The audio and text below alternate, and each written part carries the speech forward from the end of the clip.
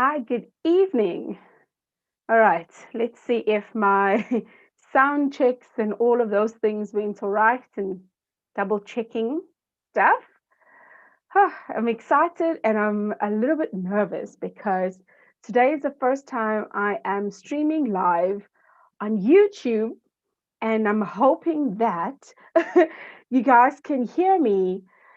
So Mpumelelo says super excited for this one. I'm also excited in Mpumelelo because for me, I'm like, oh my gosh, is everything connected? Is everything right? All right. So there's Mpumelelo that is out there. There's a number of others that have come in as well. I'd like you to drop in the comments good evening, because there's a good evening from a very nervous somebody. I generally do live videos, and yeah, so I do a number of them on Facebook. And today I'm learning how to do a live stream on YouTube. So if you can hear me, oh, the sound is perfect. Oh, yay! Oh, yay!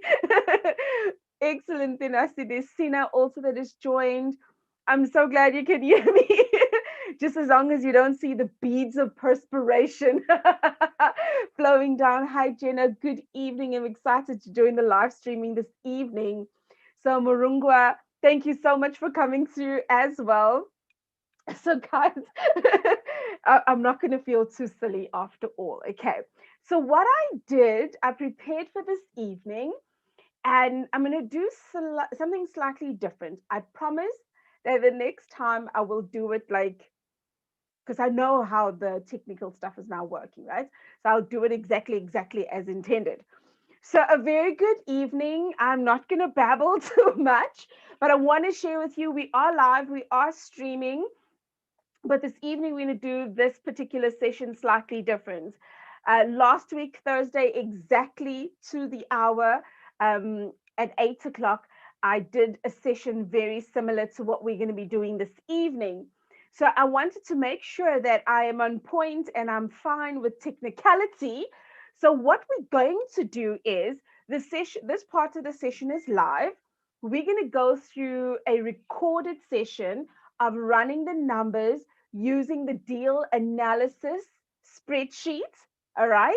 And then as we go through that particular spreadsheet, you'll see exactly the training that was done. Literally, we had gone into private property, into property 24. And going into property 24, we learned to do the real estate deal analysis, you know, coming straight from a brand new deal that nobody knew anything about.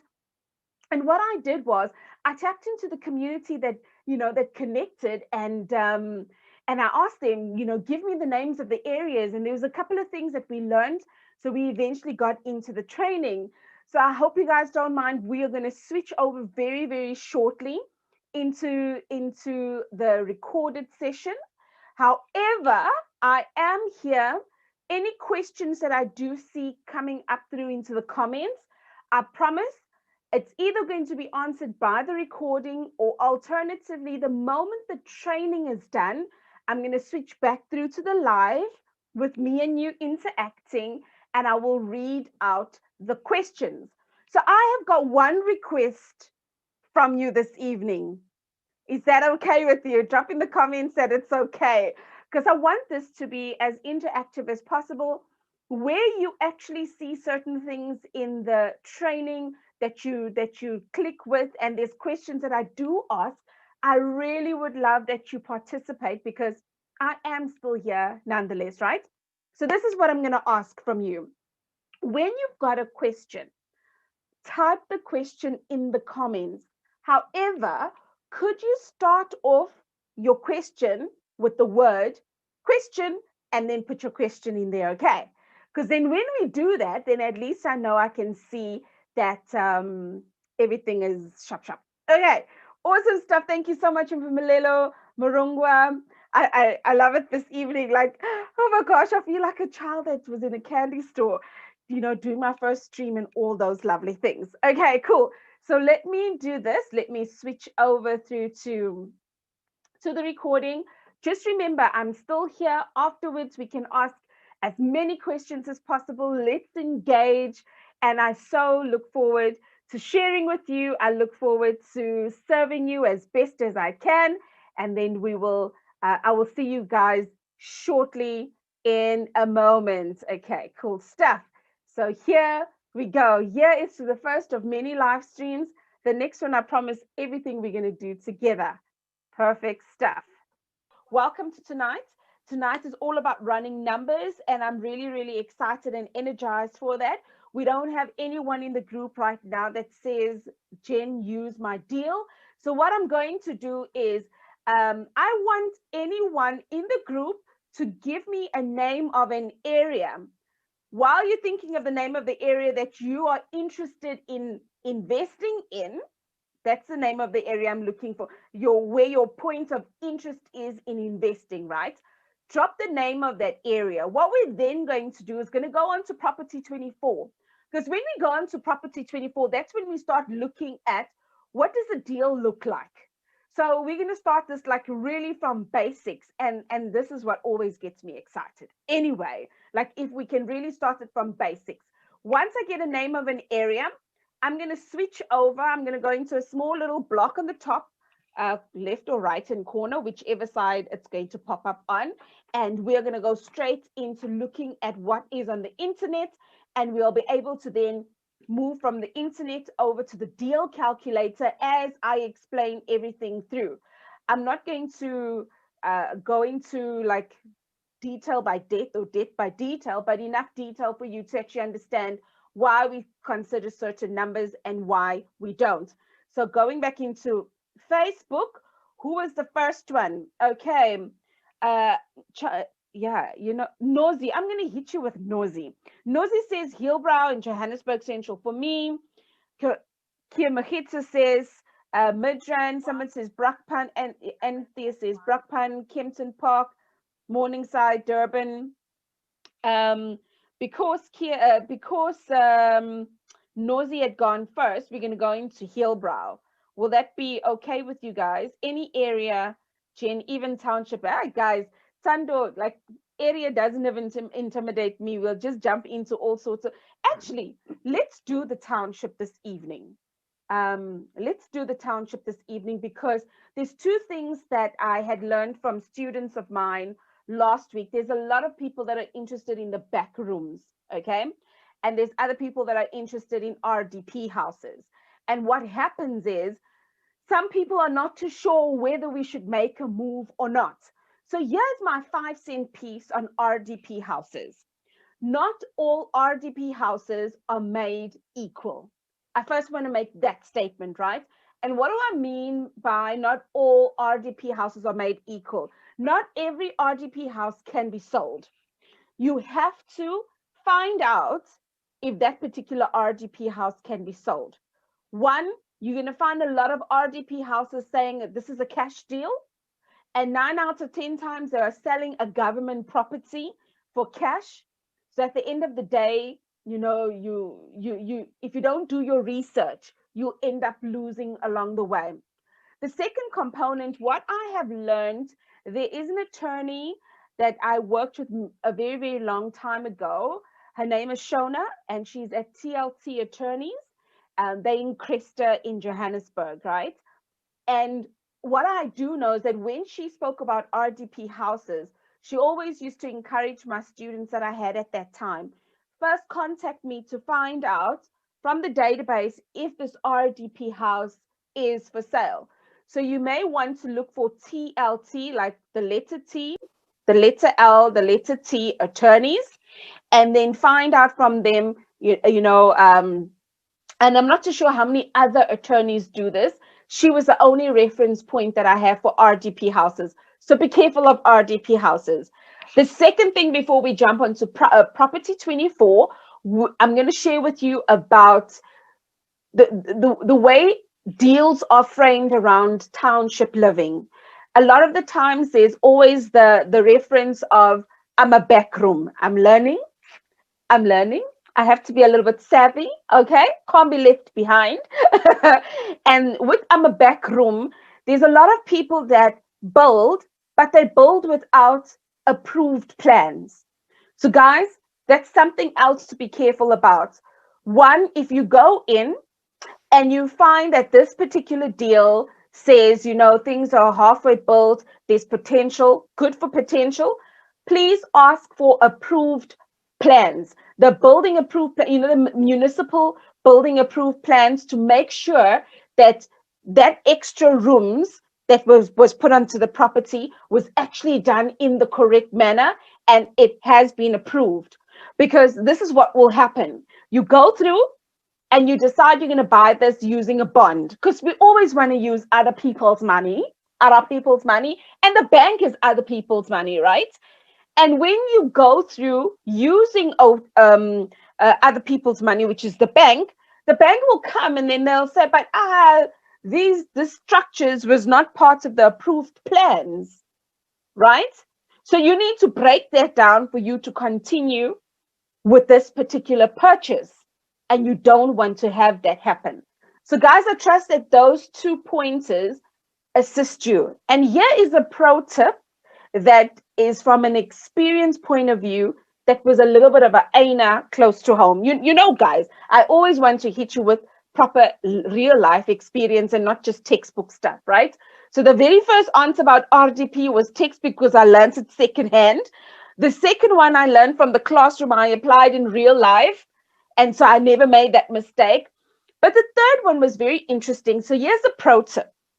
When you are interested in, and for me, this is my experience. I'm not saying it's always going to happen to that. So based on my experience, we were interested in some of the properties in Soweto. And with them, like there's a whole, when we're in a family unit, right? It's our house, right? And with the our house stuff that had happened, we had gone in, somebody that was selling the deal, the property. The long and short is the siblings were not together in the selling process. There was a sibling that said, no, not you, me. This is my mother's house. I'm not going anywhere. So you can sell, but they will have to take my body with me, if somebody comes and buys this house, they're going to buy this house with me in it. And that was the sort of thing that we had met up over time. And while we were sitting there, only to discover when some promptings from our coach said, ask for the title deed. And we asked for the title deed. And it wasn't even in mom's name that had passed away. It was in Gogo's name. Okay? The siblings of mom and dad were fighting. There was one sibling that was not going. The rest of the siblings said, we will sell it and we will split it because so-and-so is a freeloader. That's basically what they call their siblings. And I know many of us have got that sibling in our house. Now, do you have that sibling? I've got a sibling like that, but we won't go there. So I want you just to be very alert when it comes to township, because these are the lessons that I'd learned. And I'd learned that when people are selling properties, I'm so used to calling it a deal, when they're selling properties in the township and in some places that are like really far out, always check for the title deeds.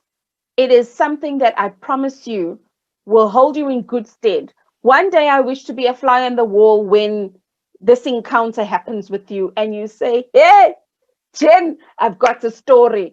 I want to be there with you. So cool. Enough of that talking. So Nosy says you got an older brother. Like I'm the baby. So like, let me not even. Cool. So let me go into screen sharing. But I just thought, because we're going to go in there, be aware of these things. Keep it top of mind, right? We want to click on share screen. We want to go into Google. As we go into Google, let me just, there we go. As we go into Google, we're going to go into our trusted, beloved Property 24.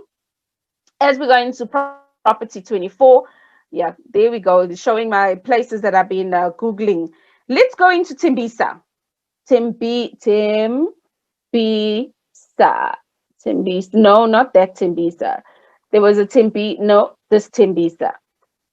Because we want to do things loud and proud. When you go into Property 24, your property type, I want to encourage you to always click house, apartment, flat, and townhouse. In my experience, I found that some people don't quite categorize the property correctly. Okay, so just be aware of that one. So this is why I only choose those three. I don't put any other filters. When I go in here on the top, I see showing 1 of 20 of 84. I'm okay that I'm not going to be dealing with too many properties. But I want to encourage you, when you see showing 1 of 20, of 300, of 500, of 4,000, you will see like the areas, there's very specific areas right here, right? So I don't know Tembisa all that well, except when I'm driving through it and I know where I'm driving to. And so maybe let's try and go to Cedarbeng, okay? If we're going to Cedarbeng, there's only 3, okay? Maybe let's still stick to Tembisa as a whole. When you go in here, where it says order by, you don't want to leave it at default. You want to click it on low to high. There's 2 reasons why I show you these indicators. The first biggest reason is that I need you, when you are online, to get focused, okay? Because when you are focused, then you'll be able to know what you're looking out for. The second reason why we want to put order by low to high, we want to see from the cheapest property in the area, how big is it? And as the number is growing, how is it growing with us? Cool. So as we go through here, we'll see there's a new building. Here we go. There's a 460, an excellent opportunity for investors. So of course, being the investor I am, what am I going to do? I want to click on it. And the only reason I want to click on it is to see the pictures. And well, here we go. This is a nice one. This is in fact a very nice one. When I'm just starting off with the pictures. When I am online, I do not look for pretty pictures. Somebody has made money there already, okay? So be careful when you are online looking for these things. If you want to show off something that you sell, just think about it. You're going to show all the best parts of it. Is this particular property really the best part to show outside only? So this would be something that would go into my curious mind. What is this one all about? Okay, as I scroll down, I read an excellent opportunity for investors. This property has a large potential building space for either townhouses, cottages, or rooms. It is conveniently near all amenities. An excellent opportunity for investors. It's all repeated. Okay, cool. So here in this particular description, now it starts talking about it's got a lot of space for townhouses, cottages, or rooms. When you are driving around the area, you want to see that close to this area, what they are actually describing in the description is actually happening in the area.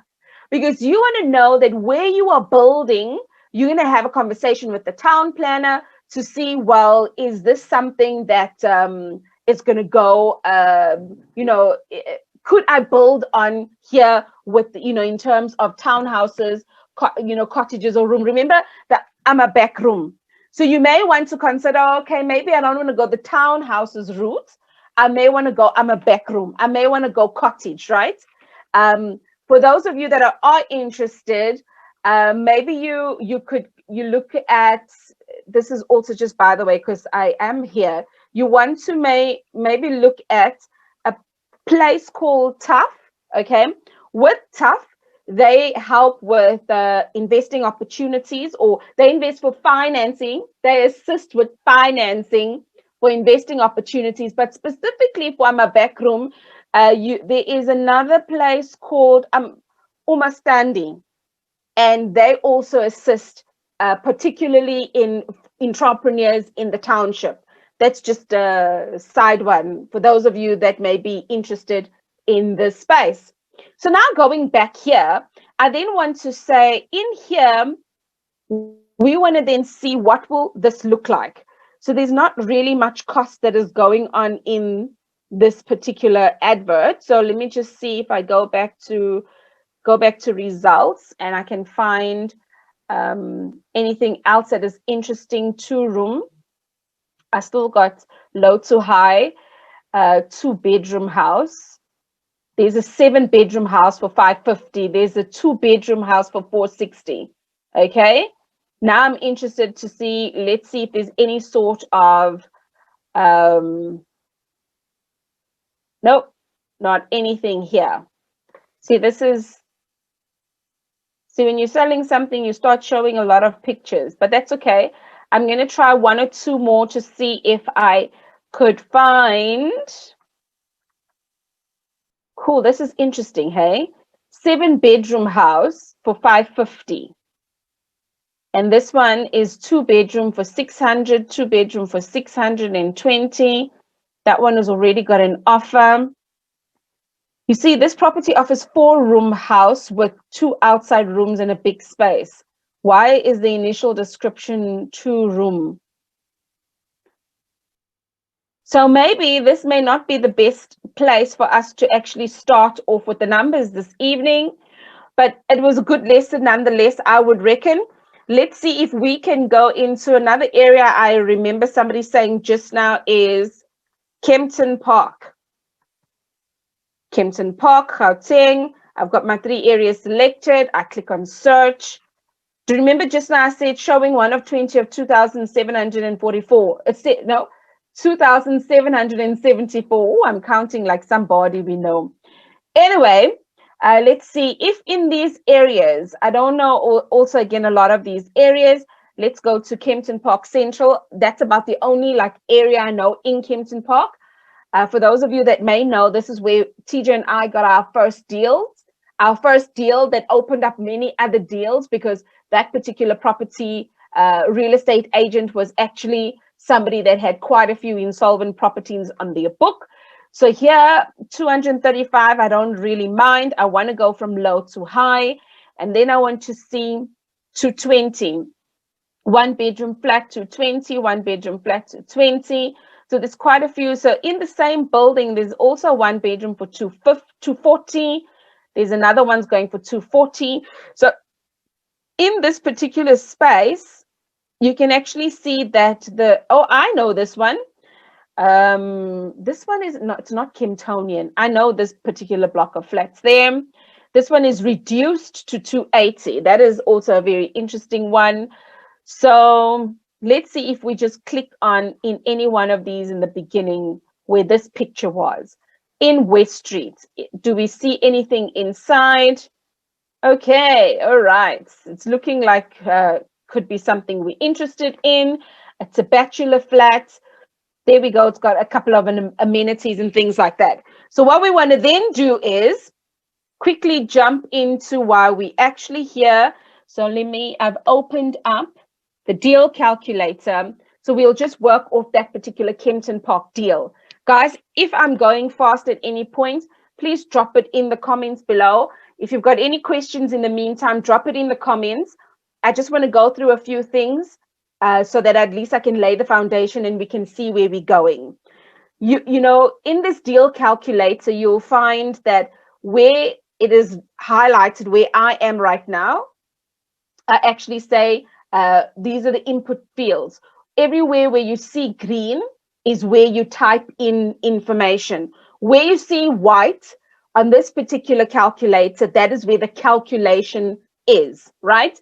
So in here, you would then put the address name. So for now, we can always just go and say file, we say save as. And if you've got a system on where you save stuff, so I'm just going to say save this one on my desktop, right?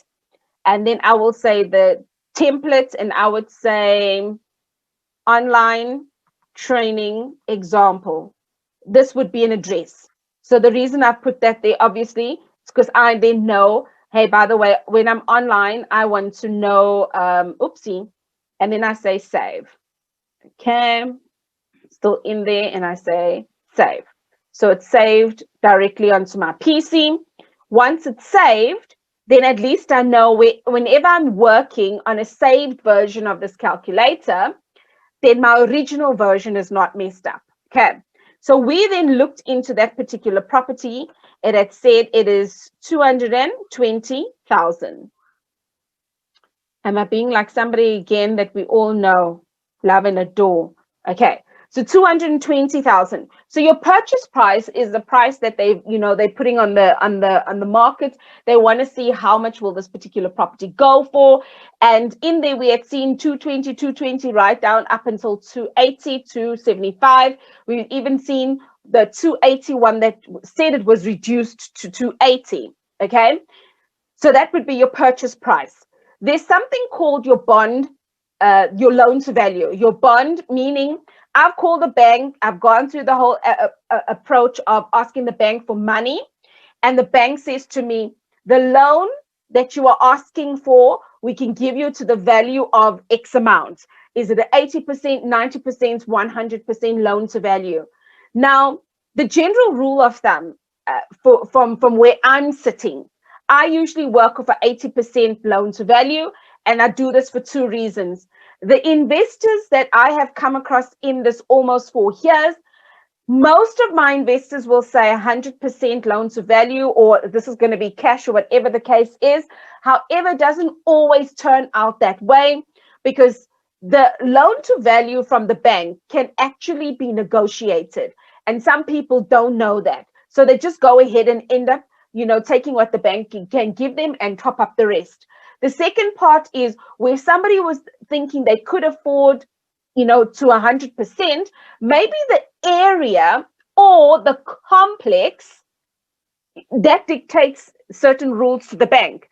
And so I have found, because I worked in creative finance, meaning I'm always looking for joint venture partners, or I'm looking for sourcing so I can do the sales to the investors. By default, I go on 80%. It's not a bad thing to go on 100%. I'm just sharing from my journey. I had found that 80% is a general rule of thumb. And I also teach my students that as well. So if you're going to go in the creative finance space, go on 80% loan to value, but have that conversation with the investor that you are helping. Have that conversation if the investor is a joint partner and they're coming to the party with cash, then you know it's 100%. So until you know where the funds are, I usually, as what I've learned, what I've applied, and what I've experienced, go on 80% loan to value, which then means if I really look at the bond amount, the bank on this would give me 176,000. Up until this point, guys, when we're going through everything, we are speaking of it hypothetically, because remember, every person that goes through to the bank, you've got your personal history with the bank.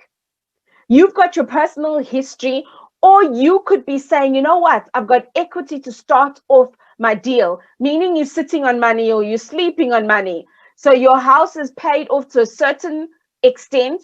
And because you bought your house 15 years ago, these 15 years of installment, and you go to your bank and you say, I want to refinance, meaning I want to take equity out of here and go and buy a deal cash.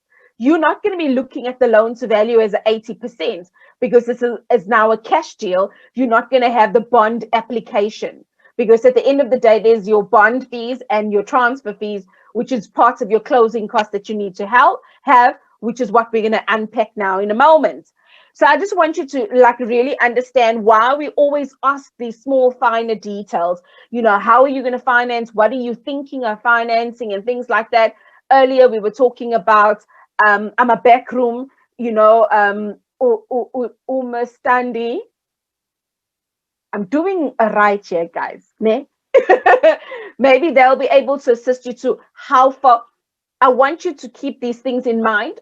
Don't suffer from analysis paralysis, but keep certain things in mind. So this is part of your purchase, right? Your purchase price. Now there's something called your bond fees, your transfer duty, and your transfer fees. So we're building a picture. I want you to take this very, very slow with me. The picture that we are building, ultimately to get to the end, to say whether this is a deal after running the numbers or not, is something that you must go through. So at this given point, you say, well, I'm going to go to the bank, and I believe the bank may give me 80% loan to value, which then means they'll give me a bond amount of 176,000, which then means I need to come up with 44,000 Rand. Okay? What I want you to see also happening here, I've got a column for bond, I've got a column for cash. And I've got those two columns there, obviously, for a reason. Now, moving down here, I want us to go into the Uber calculator. So let's go back to the internet. If we go in through to the Uber calculator, in fact, I did a YouTube video on this last week Friday on showing how to get to home loans and how to use the Uber calculator to get to your transfer costs, to calculate your transfer and your bond costs. So I trust that you guys have seen there. I'm going to leave this video up on in the learning area. I'm also going to cut parts of the beginning part out and then stick it onto YouTube as well, so that we've got it there forever and ever. So say, for example, we go in, we say the purchase price is 220,000. However, because the bank is only going to give us 80% loan to value, and if I remember that one nicely, not very nicely, it was 176,000. Okay. The nature of the status is it's a sectional title. We can already see it's bought in a block of flats. Okay. So if we go back to the description in here, we see that the lifestyle is in a complex. It is on the 3rd floor. It's then under the type of property of apartment flat. So your apartments, your flats, your townhouses are sectional titles. Sometimes you would have found a piece of land that has been subdivided. That too can also be regarded as a sectional title. So always just make sure that that is in your peripheral while you get that one going. The registered seller, say for this conversation, that the person is not registered for VAT and you are buying this particular property in your natural person, let Uber do the calculation for you. So this grand amount is the bond registration fees, the costs, which include VAT, is 15,343, including your transfer costs that include VAT, which is 10,225. And because this is under $1 million as of now, September 2020, your transfer duty is $1 million and over. Okay. There's something I also want to throw in for good measure. There are attorneys, depending on the deal, and sometimes even the frequency of you having gone to them, they do give you favorable fees. Okay. That's something that is there. So this is a guideline when we're putting things together to make sure that we're going to make money from day one, to make sure we're not going to go into the deal like walking straight into the wall. So here, the total costs come up to 25,568. Now, going back to the deal calculator, in this particular column, you want to then add the transfer fees and the bond fees, right? However, what I want you to also remember, so I'm on a group called Property Practitioners. In the beginning of this year, I had decided that I wanted to take my sourcing business into a different level. And so I started the process of becoming a real estate agent. So, I mean, I discovered this group a long time ago, but I found that the group was very helpful. And in this particular group is one of the places that I'd learned. However, about 3-4 years ago, I'd learned that the Uber calculator, and I'd learned this from an attorney. This attorney is a trusted source for me. So I learned that the Uber calculator was one of the calculators that really calculates as close as possible. But that attorney said, just add about a 3,000 to 5,000 buffer. And then you've really literally hit it at 99.9%. So with that being just over 25,000, I then want to say the bond fees and the transfer fees for a flat of 220,000, and I'm getting 176,000 from the bank, would then be 30,000. However, because I'm also working with transfer fees only for the cash only deal, if we have to remember going back to the Uber calculator, that bond registration fees and transfer fees were separated. So I'm then wanting to go put my 10,000 from the transfer fees into the online calculator, but I want to put a little bit of buffer there and make it 12 for the just and the case. Okay. Now in here, being a sourcing agent, I include my fees at the end of everything. And the reason I do that personally, I've seen that it worked for me, is that I see how much work goes into it. How much up and down have I really put into it? Have I put my back into it to earn my mint, right? I'm not interested in the beginning. How much money am I going to get? I'm interested in selling this deal in terms of the return on investment. What is the investor that is going to buy this deal get? Okay, that's one, because I'm selling return on investment, I'm selling strategy, right? So I want to go and say your passive income strategy on a buy to let is 20% return on investment for the year, and be able to break it down from that point. However, when I go in from a joint venture point of view, I'm also not interested in a sourcing fee, because in a joint venture, I'm then going to go in with somebody that I say, okay, cool, if you the money to the deal, I'm the brains behind the deal, but we're going to keep each other abreast, and we're going to go through the due diligence, and you'll see what I do. So like you can see, my interest in getting paid obviously is there. So we're not going to lie about that one, right? But my interest in getting this deal fine-tuned and going is, I worry about what I get at the end. So that's what the sourcing fee line is about. The little note that I usually put on the side, my students that either come for a once-off session with me or go through my group coaching, they get this calculation. And on the side of this is why I've got all of this, so that it's always a reminder that when they're going through the recorded version of our session, they've got this as a guideline, constantly reminding them, by the way, this is where I've got the information from, just so you know, that's why the information is there. So nonetheless, some people are of the belief that you could get 10% of the purchase price, which in this particular case is 22,000.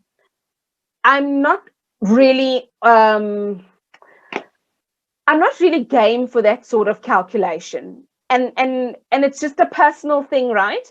Because initially when we got in, it was about time and effort and what did we put into this.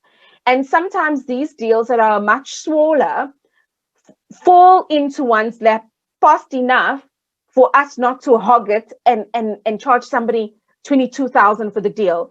Sometimes mathematically it doesn't make sense, but also when you look at your time and effort, like really, does it make sense? But nonetheless, I'm not shooting anyone's methodology down. I'm sharing with you from my personal experience. Others will then say, no, it's 10 to 15% of whatever the investor is going to make. So if the investor makes a profit of 100,000, sell the deal for 10,000. So this is where I'm kind of more inclined to want to go with that particular school of thought. So nonetheless, I've killed that line, right? The next line is renovation. If we had to now go back to our property here, when we looked at some of these pictures, we saw that it really looks like a cleanup more than anything. A new young cupboard is involved in here. You know, it looks like they're trying something. Some new things are involved in here just to clean it up a little bit. Because you can also see some missing tiles. But again, I'm doing this from having been through this process a number of times.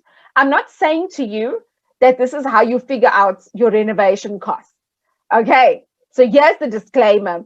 I've been through this long enough to start seeing, okay, am I just going to go in with the handyman, or am I going to go in with an inspector, or am I going in with a contractor? And here, from what I see, guys, it's an assumption this side of life until I physically go and view the property. When I'm in the property, and if I've gone with the handyman and I've seen a couple of other things like it's a little bit more than what the handyman will do, I would obviously go back again with somebody a lot more qualified to give me the invoice or the quote for what needs to be done. So respect to everyone's craft. I'm not taking it for granted, but all I'm saying is this is the measurements I start using. And for the sake of this exercise, what if we had to say, just to get this place clean, you have it a young, better cupboard and sink, clean up, scrub, 1, 2, 3. What if We then just peg this down to say there's about 20,000 of renovation to get it really clean with cupboards and make sure the pipes are in order. So for want of this exercise, let's go back and say 20,000. I want to hear from you in the comments below. How much do you think, just by looking at those pictures? Let's play a game here, guys, where I get you involved. How much would you think that, just looking at those pictures, how much would it be worth? How much would it be worth? So let me go into Facebook and double check what some of you would say. I would love to hear your opinion on that one. Let's see if I can, there we go. Let's see if I can refresh and get it going. And let's see. So I'm hearing,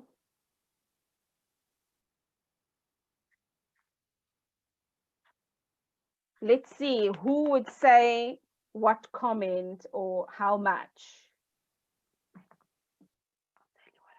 Anthea says 3,500.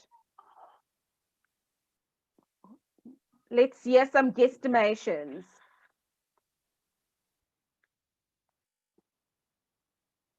Let's hear some guesstimations, guys. Let's see what you're saying.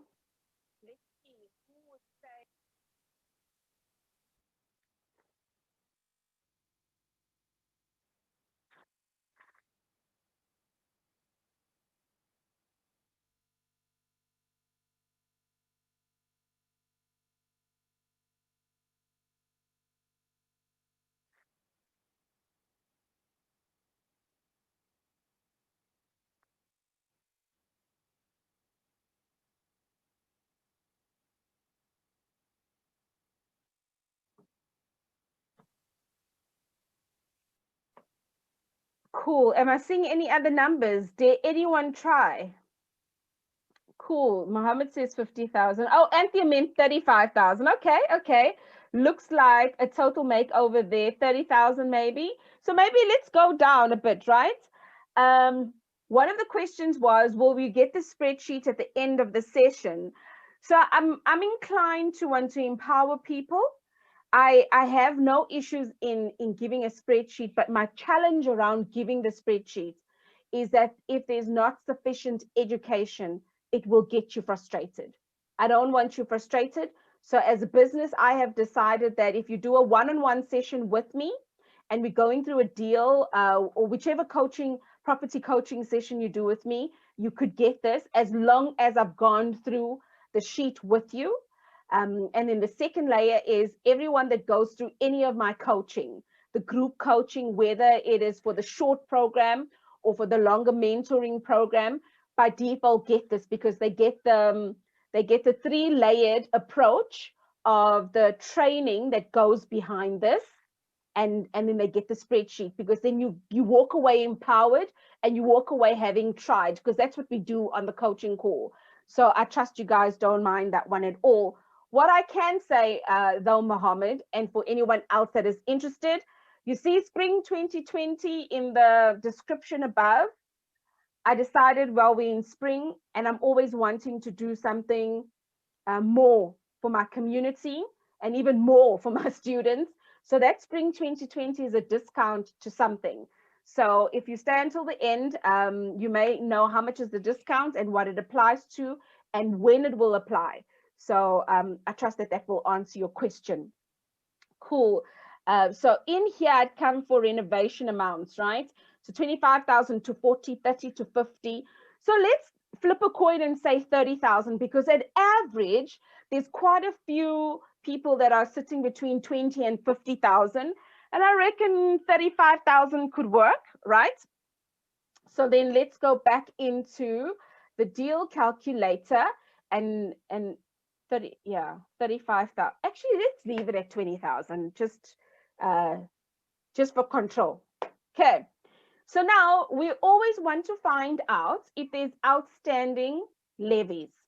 For the fact that this is a sectional title, guys, besides outstanding levies, I want you to be very cautious in going into a sectional title, because sometimes there is this funny thing called special levies, which I believe is done away with. there's something now called CSOS, CSOS, and there's a specific amount that is paid on the levies account. So when you are inquiring, and this is what I also want to show you on the advert. So if we go onto the advert, right, this advert actually says to us the levies is 415 Rand and the rates and taxes is 215. So let's just go in here quickly. And then, well, this is outstanding. Sorry, I've just jumped ahead of myself. Now, for now, let's say everything is squared up. So just to give you a quick overview, the buying cost is your purchase price. Is the loan to value 100% or not? There is your bond fees, your transfer fees, as well as your renovation fees, which is those are all part of your buying cost. You want to know to close this particular deal, you need money to bond the place, and you need money to give to your service providers to close off this. So which then means for now, in this particular space, your transfer fees, your bond fees, as well as your renovation is your closing costs. It's buying costs, closing costs, same shoes, different socks. Now, where we saw in the advert, the rates and taxes and the levies, on this particular spreadsheet, remember we only fill in where the green is, right? Everything that we do on a holding cost level, this is when we start talking about making sure we've got money for everything. It's done over a 6-month period. But when we put in the rates and taxes, which was it 215 or, sorry guys, go back in here. The rates and taxes was 250, the levies was 415. Okay, so we say 250. Here says 415. Now, this is where I want, oopsie, that's utilities. This is what I want you guys to be very, very aware of. You see the levies. I could believe that the levies is 415.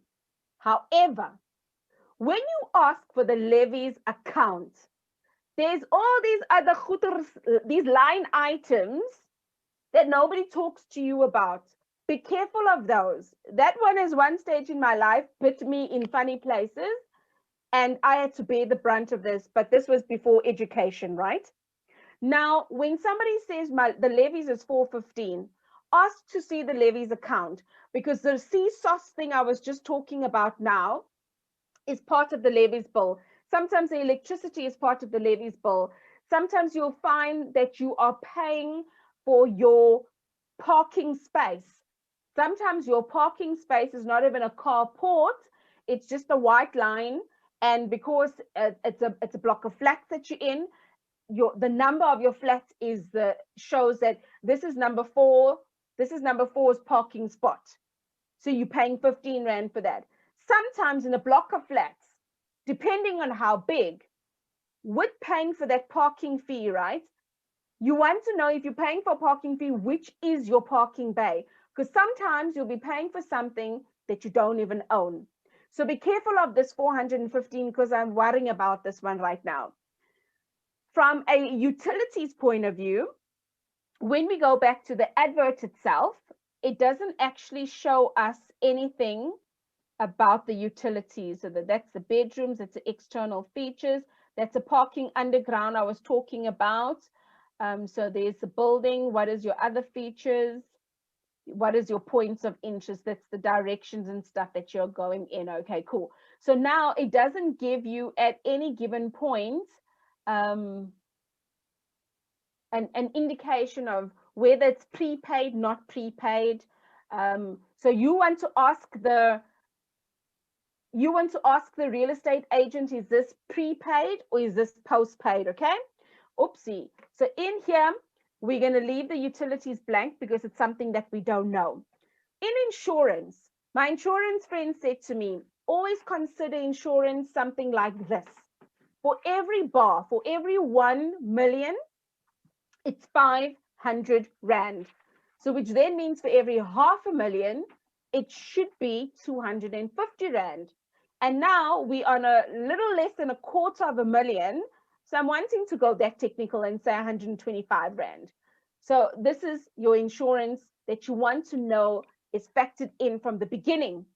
True story. There was one of my students, actually one of a few students that have repeated this last year, before 2020, before Auntie Rona. I used to have face-to-face classes, right? In the classroom, small environment. And somebody said to me, Jen, the thing that happened, this insurance thing that you talk about, is a true story. Because what had happened to me is I'd taken ownership of the property and I thought, oh, it's Thursday or Friday. I'll call on Monday for insurance. You don't even want to know what happened over the weekend. So I said, oh, is it the classic case of the geyser bursting? So she says, no. I said, oh, okay. What was it? She says, it was a pipe that burst. And when I came, half the wooden tiles literally lifted over that weekend. And a lot of her floor was damaged. So I want to share with you guys, insurance is important. Make sure that when you are buying a property, insurance is something that you have at the back of your mind and really placed in a right situation, because you will find like the funniest things happen when you just think, oh, it's just a day or two, 24 hours or 48 hours. Somebody else will say, hey, I don't even want to trust, I don't want to play with Murphy. All I'm saying is it has happened with people. But sometimes when you don't know what you don't know, it is a lesson. So this is why I say the spreadsheet, besides even showing you how much of a return on investment you will get, what's powerful about this, it actually asks you questions that you may not have actually engaged with a real estate agent. So as we go along, we'll just take for granted that the utilities, the electricity is prepaid. Let's take it for granted, right? As we go through, remember this is a calculation. So what happens is, because we want our holding costs over 6 months, for the just in case, when something is transferred over to your name and you have to start paying the interest on the bond before moving in, you just want to know just in case that factor is involved. And that's what this particular line item is about. If for some chance you were working in this column and the person was going to give you the money, you would then find out from them over a 6-month period how much interest am I going to pay, when am I going to pay that interest, and things like that. And that's what you will work out, because this is the only white cell that will have a place where you actually physically work it out yourself. So here's an example. If you saying to Jen, I want 220,000 from you. I'm going to give you 15% return on investment. Remember, it's worked over a year divided by 6 months. Okay.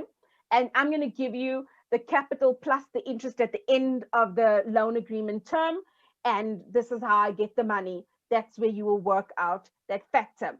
So far, the money that you've actually got in this deal is 108,930 Rand and 63 cents, based on the fact that the bank will give you 176,000, but you as an individual need to come up with the deposit, which is part of your buying costs, your closing costs, your deposit, your bond fees and transfer fees, your renovation. This is where this 108,000 is coming from. So it's literally your deposit, your buying costs, your holding costs, and the cost of money, which is 108,000.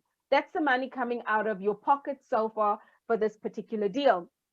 Now, because we need to double check, is this viable? It's not viable. What every person that has started off in property investing that I have encountered but didn't do the investing training, like me, we started investing before we did the training. We don't realize we need something called an exit strategy. So we're going to be working on both selling this place if we have to sell this place, or renting out this place, or working out different levels of renting out this place. So knowing that you're going to make money from day one, you need to go through all of these levels. What happens in the future if you have to sell off some deals, some deals for a bigger opportunity? You don't want to know, you don't want to get to a point where you're only cash flowing on the rental aspect, and if you have to resell it, Bob's your uncle, you're selling it at a negative. So for those of you that are interested in exit strategies, I've got a video that I am preparing for next week, Monday. I'm just, preparing all my research so it can be condensed. And it's going to be talking about what does an investor, if I've already started investing in property, what does an investor know, a property investor know that I don't know?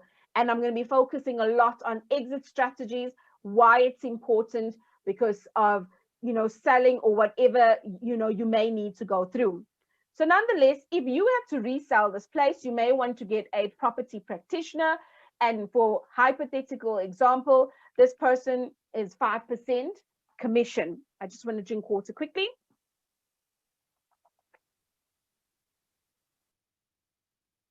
There's other people that says, I've got a group, I've got a community. I mean, we've got Indomiso that owns the Ikasi Properties page. There's quite a few of us that got different pages or groups, like I've got a group. There's a lot of real estate agents in this particular group. So property investors like myself or somebody else that feel that, you know what, my marketing skills, I'm going to try. I'm not going to say it's going to be better than an agent because that's what they do, but I may just try and hit it lucky, right? So I may just say, instead of giving 5% to an agent, I may say, I want to put 5% aside for marketing. That's why there's that line item. Again, food for thought. If I have to sell this, what do I need to think about? Yeah, we go back and we started seeing, when we go back to this particular advert, if you guys can remember, I just need to remember this one, 1458. Cool. You guys can remember, it started off from 220, 220, 240, 240, 240. All of this is one bed, one bath, one garage, one bed, one bath, one garage, one bed, one bath, one garage in different flats. Yes, this one is in West Street, and the same one at 290. So in one building, let's go and see this particular property. Pam Golding, we love you. So you see, can you see the difference, guys? It's a huge difference, right? Same building, it's a huge difference. This one shows the levies, it shows 757. Interesting. Remember just now with the 415, the rates and taxes here shows 300. Remember just now it was 215. So this is why I say it's always good for us to have a look at these different ones. Cool. So we go into that. Let's go back into our deal calculator. What now happens? In a different space, we'll go into the second tab. We'll then be able to see that the flats on there, some are going for 220, okay? Some are going for about 260, and something has gone for 290,000. This is what the market is asking for. And I want to differentiate when I say what this is what the market is asking for is sometimes we sell on my neighbor sold for $1 million, I can sell for $1 million. We've gone into one bed, one bath in the same building. One is done up and one needs attention. And the difference in price is 70,000. But now what's interesting is I always encourage to do these two exercises. Go on to property 24, take the lowest, the highest, and the middle. Okay, so we can get an average. But now, if we had a Lightstone report, we then would see in that same block of flats, what are people actually paying for it? Not what the market wants, but what is the market paying for? And that's why I do a comparable sales price of what does the market want, which is property 24, but what is the market paying for? And then I do an average of these two to see what it comes up to. The second thing I do is I go to TPN. For those of you that do not know TPN, you can go into TPN, okay? And when you go into TPN, you go and you click on shop. When you click on shop, you go into property reports. When you go into property reports, they'll show you your property kit, investor report. So you go into investor report, you say generate a report, you click generate a report again, and this will show you on you want to go on suburb level. If you want to understand what's happening in the suburb, it will give you from the demographics of people that buy in the area to the people that stay in the area to what people are actually interested in actually buying to invest in the area.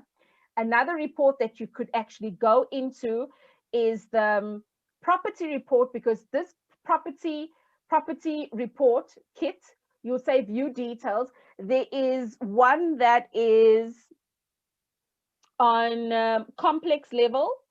You see, it's got investor report and whatnot. So it says complex report, estate report. But now you're interested in that complex, okay?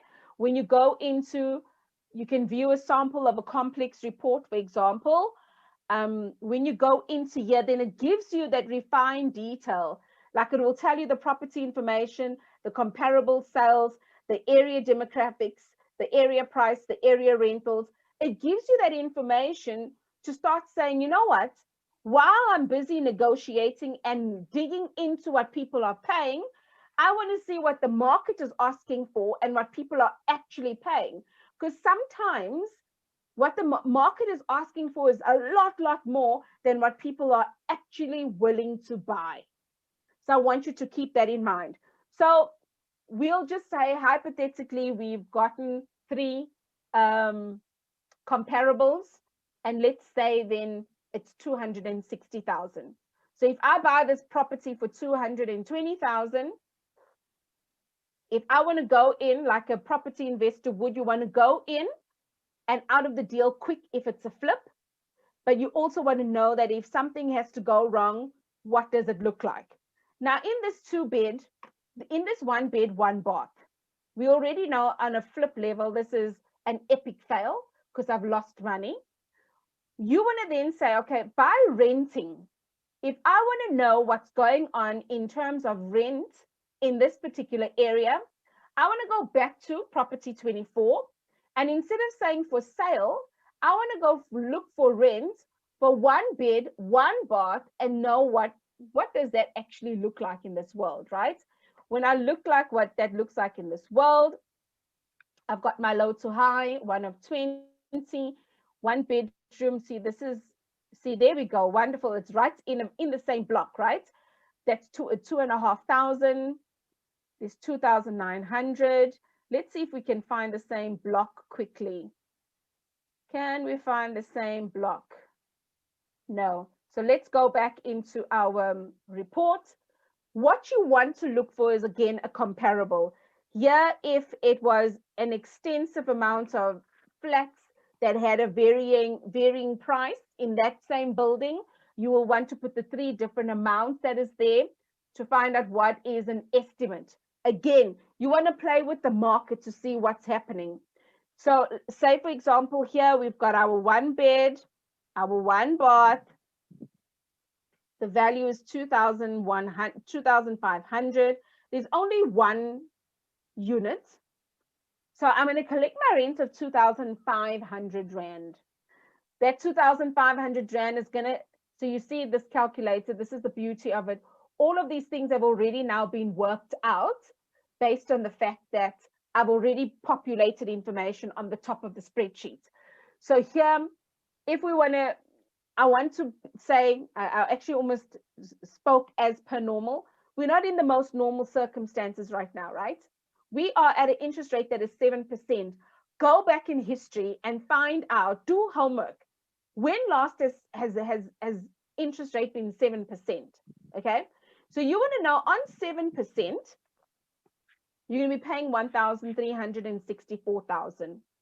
But if I want to play with the next 2 to 3 years coming, or however long it's going to take me to get back up to 10%, it's a difference of about 300 Rand.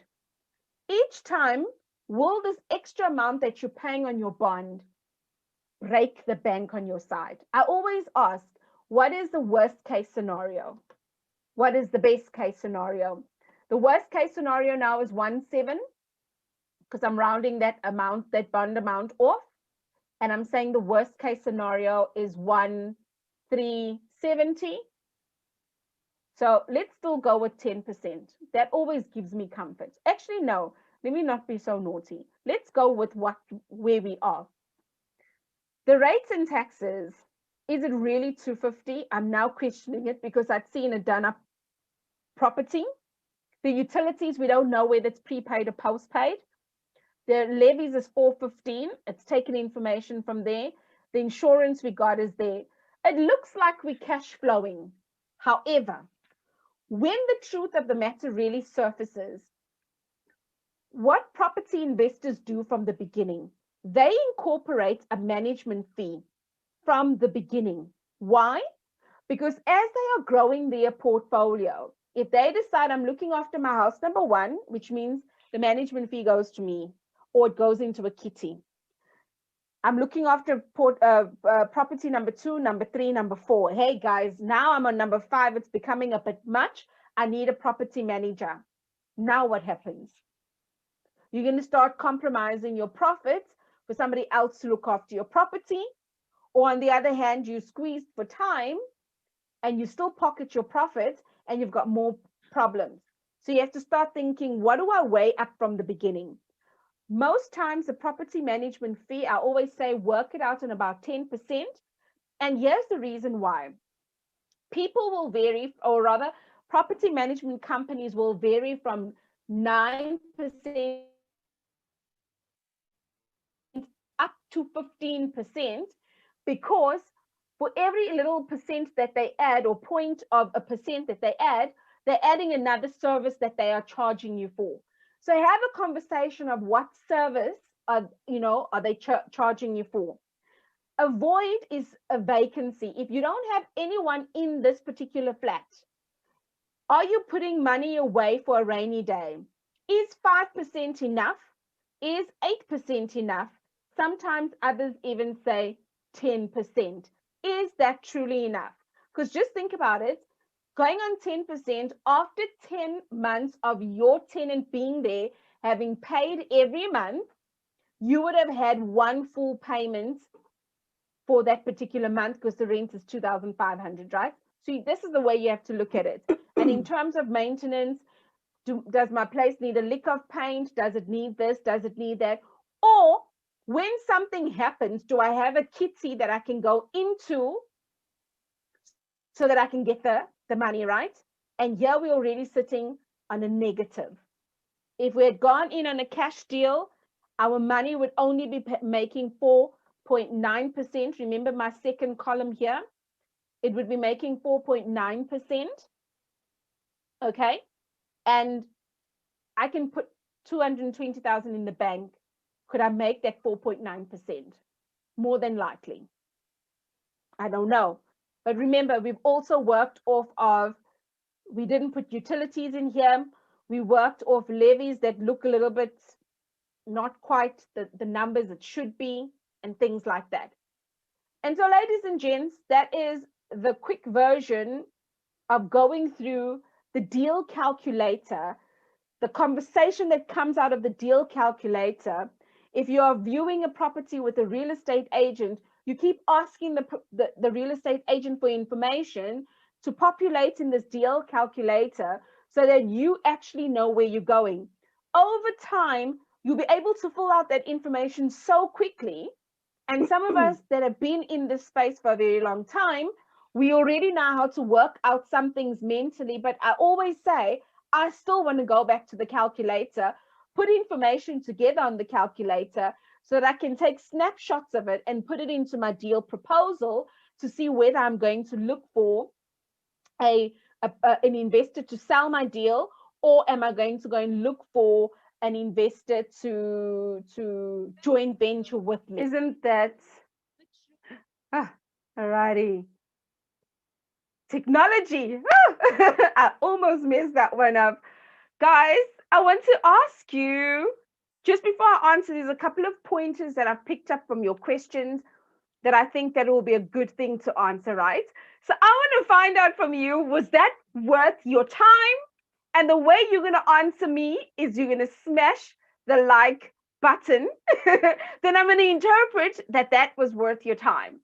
I trust that going through the real estate deal analysis spreadsheet or the property deal calculator, however you call it, has been advantageous to you. Still excited too much. And has literally just opened your mind up into the types of questions that we ask so that we can make money from day one. I'm sure oftentimes you hear people saying, make money from day one, make money from day one. That is what they mean. Making sure that when you get into the deal, regardless of what your strategy is, that you are then able to make money. If you go in with the rental strategy, what different types of strategies will you make money from? Would you go in, and if you have to sell the property for whichever particular reason, life happens. Will you still make the money? So, ladies and gents, that is the real estate deal analysis. And I'm sure by now you'd see why I titled this particular video, Get Addicted to This, because when you get addicted to this, you start learning how to make cash from your property investments. So cool. So I trust that you smashed the like button. I see you. I see you. All right. So Khadi mentioned earlier, when checking the title deed, besides checking the registered owner and building plans, what else are you looking for? And if the person is passed away. So I would say, when you find out who is the one that can actually sell the property, if they're alive or good and well, that's who you have the conversation with, because ultimately they will need to be signing on the dotted line for you, right? However, if this person has passed away, you then want to understand, was there a will, where is this particular process sitting? Because there's the deceased estate late process. Sometimes properties are also put into this insolvency state, depending if the bank still needs to come back for their money. So you would need to find out from the real estate agents selling that property, at where is this particular property sitting, especially if the person has passed away. So, Khadi, I trust that that helps you a little bit to understand that particular question when you ask, and what if she's passed away? You always just have to find out who's now in charge and where is this property sitting, because you would have found this property somewhere, somehow, right? So you would have to then follow up with that particular person. Where is this sitting, and do you have the authority to sign on the dotted line? And then there was another question around levies and, so I want to take it as levies and rates and taxes, but they're separate things, right? So on the deal spreadsheet, you would then see that there was the outstanding levies. The reason I put it there, right, is as follows. We know that, by law, when people are selling, they need to settle their rates and taxes accounts as well as their levies accounts if this is a sectional title, right? When the transfer is taking place, the attorney dealing with that actual transfer will make sure that accounts are closed, accounts are open, and, having that particular clearance put in place. And the reason that they do that is that, think about this, your rates and taxes account, generally it's the sewage and the water and things like that, and they usually ask for these small things to be paid about 3 months in advance in a new account. So you want to make sure that that is, there's no outstanding levies. But the reason you want to actually ask, it's not that you want to be kind and nice. Well, you are. You do. Okay, let me be nice. You want to ask this question because you could use it as a bargaining tool. For example, there are some people that sell properties, right? And they are selling because they themselves are distressed. They're in a distressed situation where they don't have the funds to continuously maintain this property. Therefore, they want to sell it. But now they're in a dire straits and think, well, how do I settle my rate and taxes, or how do I settle my levies account? Some people know how to negotiate, and then they negotiate that they settle this once the payment, the sale of the place has gone through. But many people, if you really look at life, they don't really know that information. So you, as the person that is asking, so what is the outstanding rates and taxes, or what is the outstanding levies? You asking that question because then you can use it as a negotiation tool. So if there's a 20,000 that is outstanding, you'll be able to say, look, I'm going to go out of pocket. I can tap into some funds, settle that right now. However, I need you to hit that off of the purchase price. So now you're negotiating 20,000 less, or whatever amount less than the actual price that they are currently selling for. So on the offer to purchase, what you are saying, you will say, say for example, it was 220, like we saw in that deal. You then are going to say 200,000, and then in your suspensive conditions, you're going to say, as of today, I've been informed, as per this particular outstanding bill, because you want to see the bill, right? That the levies are 20,000, or the outstanding rates and taxes are 20,000. And therefore, the price, the offer, the offer to purchase has moved from 220 to 200,000 based on this figure. Why you want to put that there is that you want to close off the loop, that you don't want to be surprised with something else a little bit later. All right. So I trust that that actually helps. And that's why there's that line item there, is that if you are going to take 200,000, 20,000 off that 200,000, 220,000 line item for the bond price, that application is going to the bank. But when you're putting it into that line item, you are keeping it in mind that this is the cash money you need, because it all forms part of the buying costs, and others will also call it closing costs, which is one and the same thing, because you're buying this property, right? But it's the same thing as you are closing the deal in terms of these costs that are involved. So I trust that that has explained where you are. And last but certainly not least, there was also a question about renovation. And the renovation, the reason I put it into the buying cost, it all goes back to your strategy. What is your strategy? The strategy that you have gone into this particular deal with matters. Here's an example why. So you go into the deal and then you say, oh, this particular property is vacant. If we remember those pictures, it's clear to us that nobody's living there, right? So this particular property is vacant, and I want to know that I can move in without paying occupational rent, and you allow me to renovate. Because some people, when they are flipping, even before the property is registered on their name, they have started with renovation. That is one.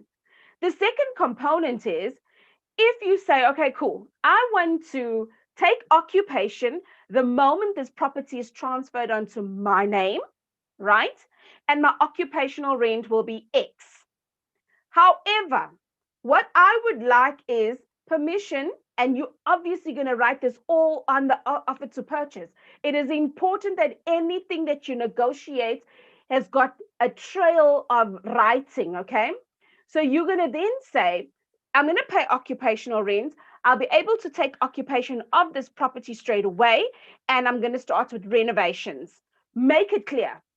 I always say, make it clear. Don't lie your way out of this one. Make it clear that you're going to renovate, because then the moment you're done with renovations, when you take occupation, you are already looking for your tenant to come and stay in the place.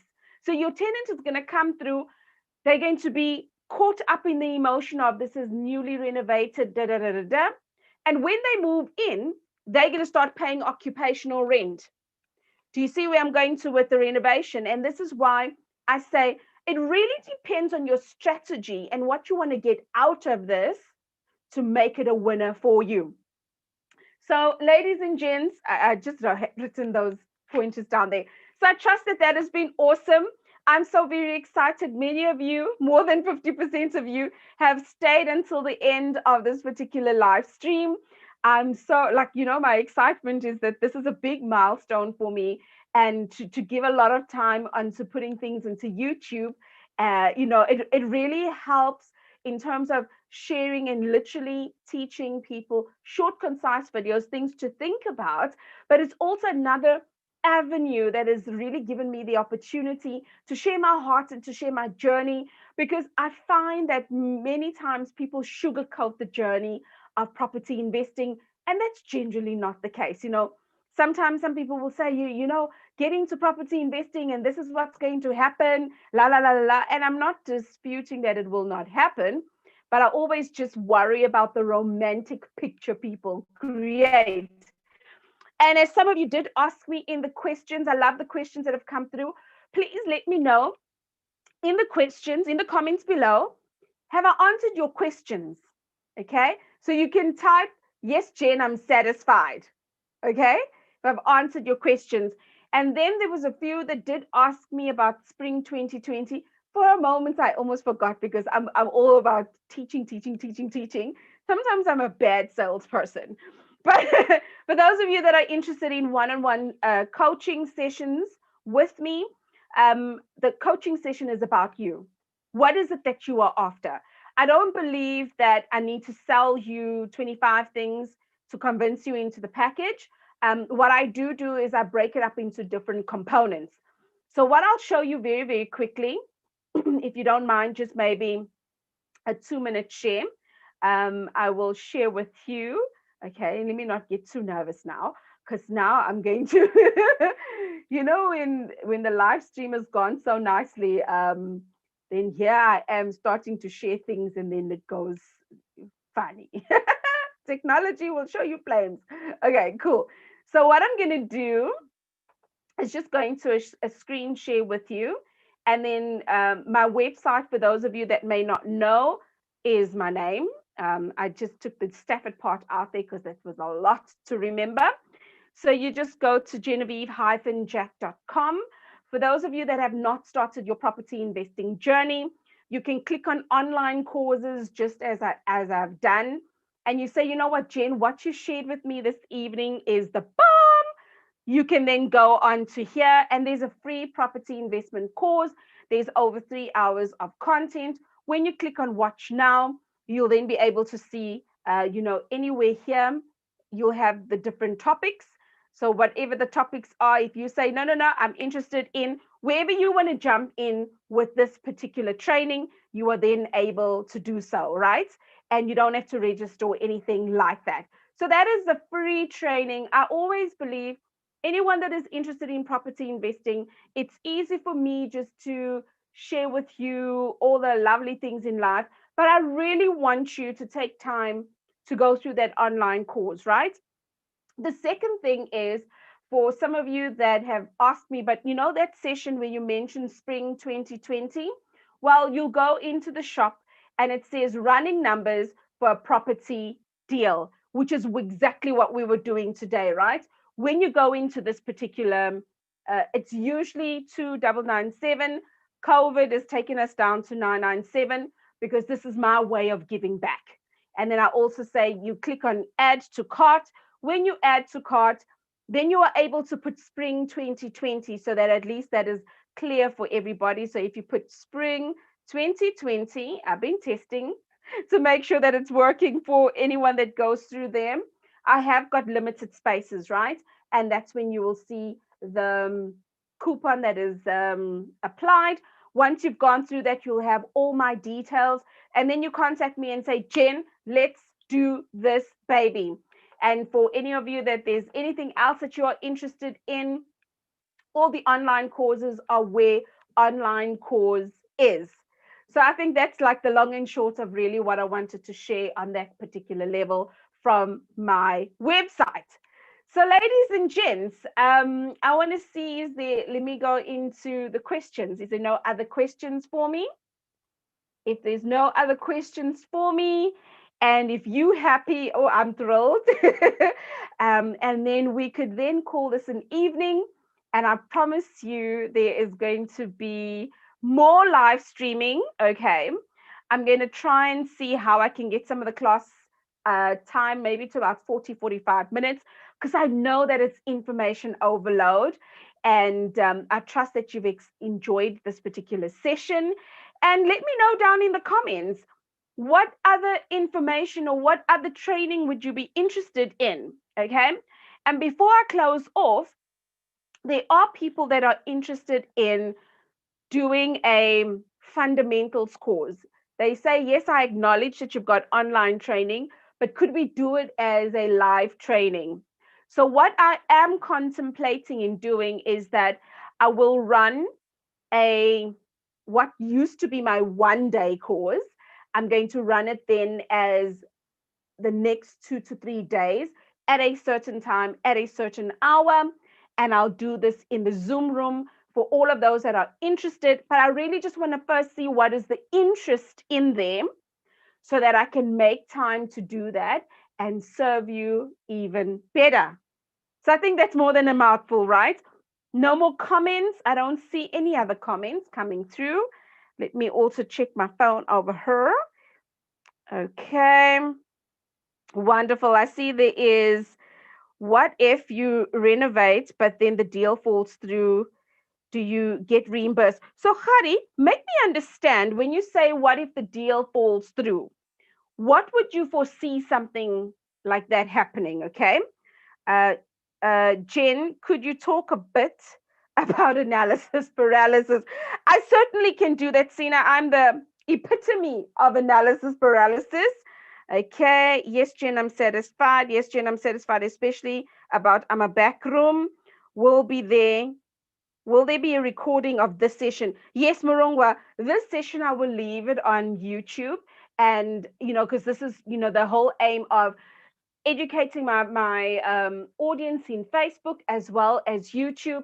YouTube, I'm just growing YouTube so that I can literally just bring a lot more and make life a lot more relevant to where we are, right?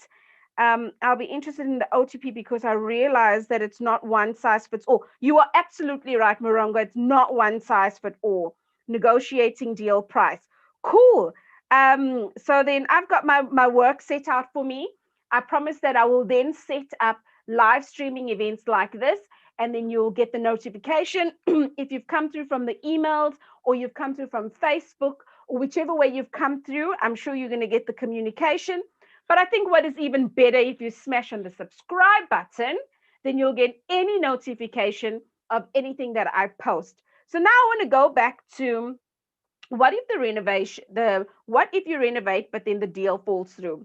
Khari, this is where we start with our our due diligence. That's the word I'm looking for.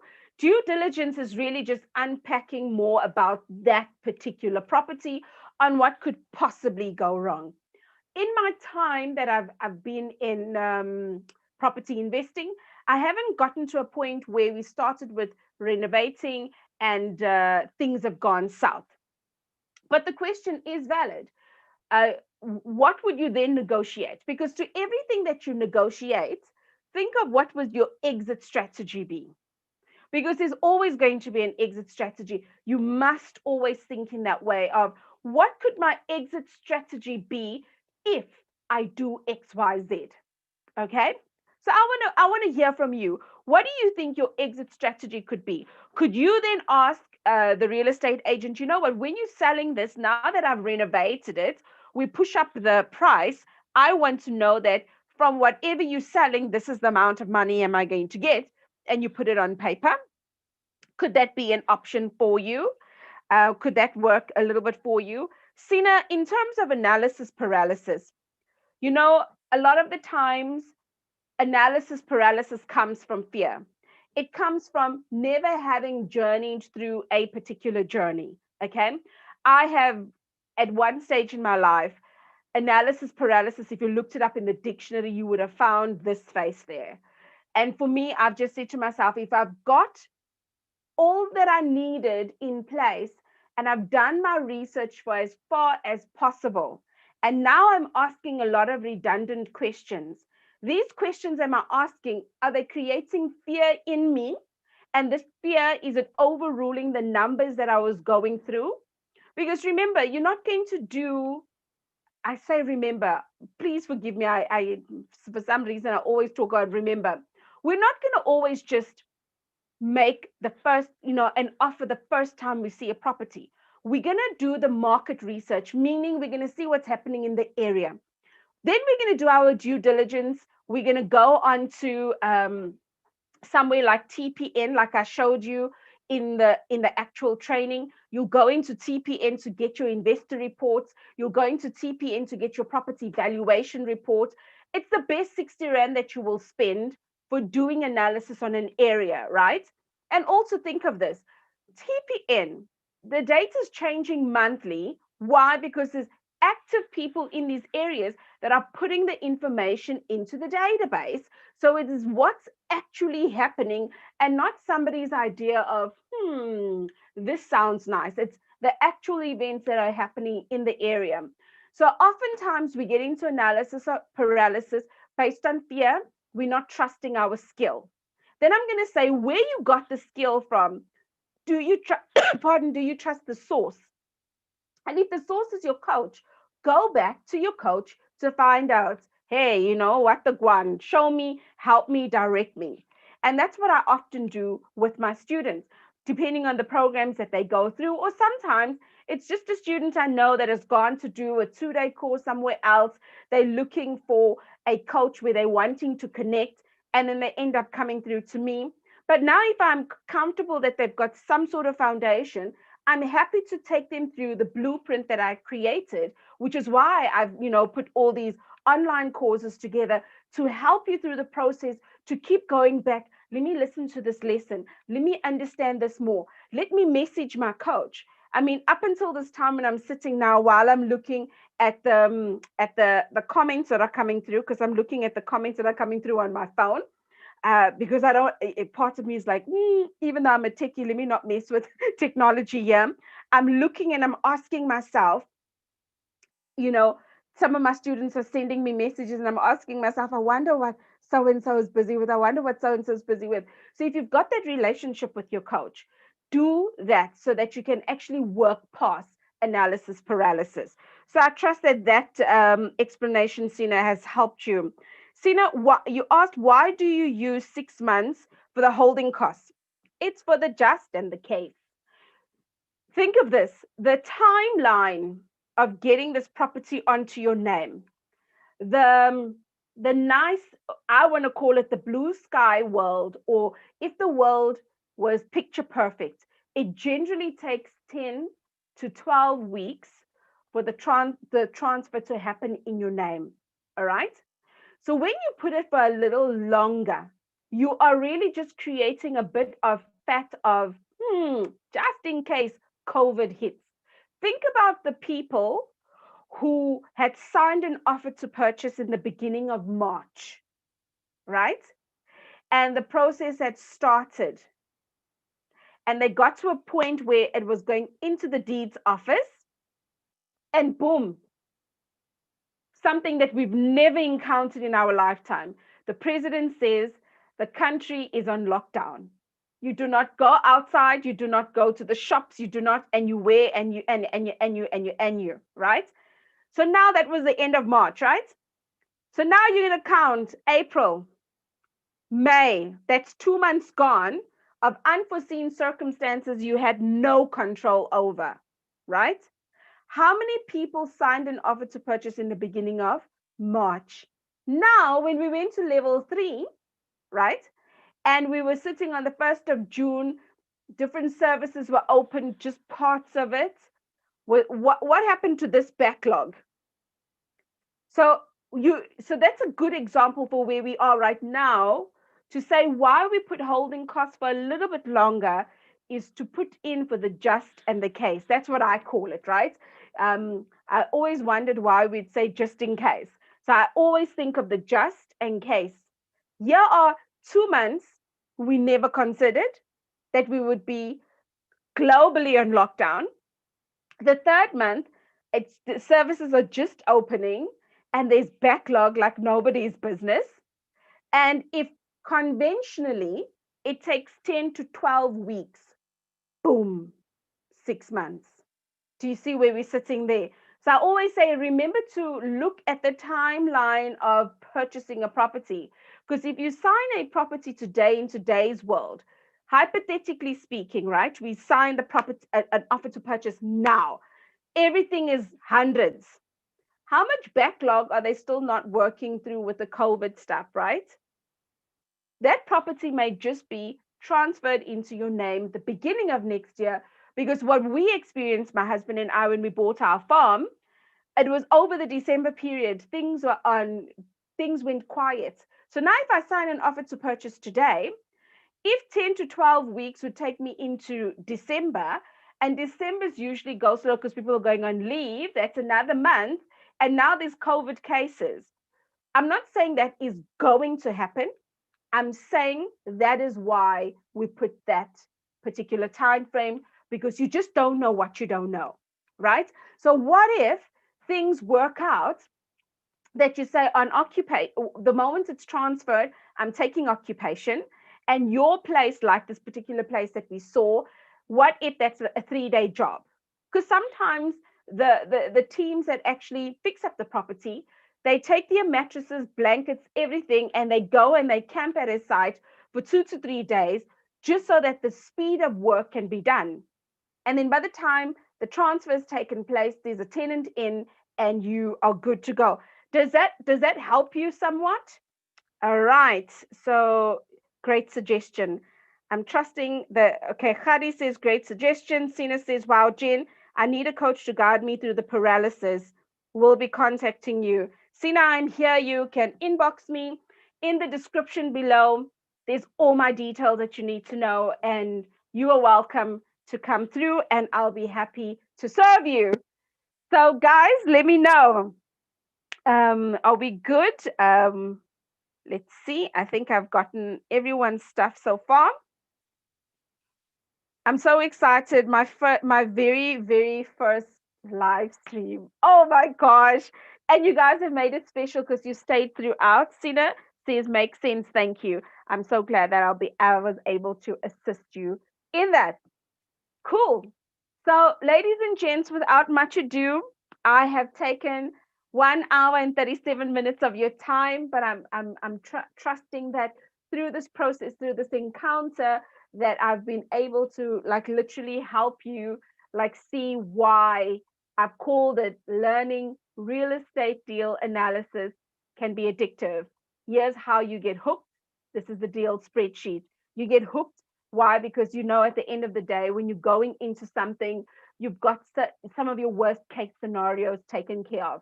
Look, in life, there's going to be mishaps. There may be a time when a deal falls through. That's the exception rather than the rule. But you'll be able, pardon, to deal with it as you get there. As I close off the session, I just want to share with you this. My husband and I had a farm, and we had done research for as far as possible, and we had gone into chicken farming, and things were going really well. And we trusted farmers around us. And with the trust that we had gone into with this, is that we had said, we've got this big contract, let's come together as a community. It was a very small community, about 15 minutes away from Warmbath. And what we had learned from that particular stuff, that you can do all your research and have your things in order, but there'll always be something that you never thought of. And we never thought that bringing a community together because of a huge contract that we got in chicken farming would bring or expose us to farmers who had chickens that are sick. And that led to our demise, because when the chickens came, and they stayed overnight to be collected 2 o'clock, 3 o'clock in the morning, because that's the time, for those of us that know chicken farming, that's the time chickens are moved. And In this short period of time, this less than 10 hours period of time, chickens got sick, and then it infected other chickens that were still growing, and 5,000 chickens later, and then fumigating the farm, and then 750 rand for a post-mortem of a chicken to understand what just happened, and 6 weeks of nothing, and 5 million later in debt. Sometimes you just don't know what you don't know.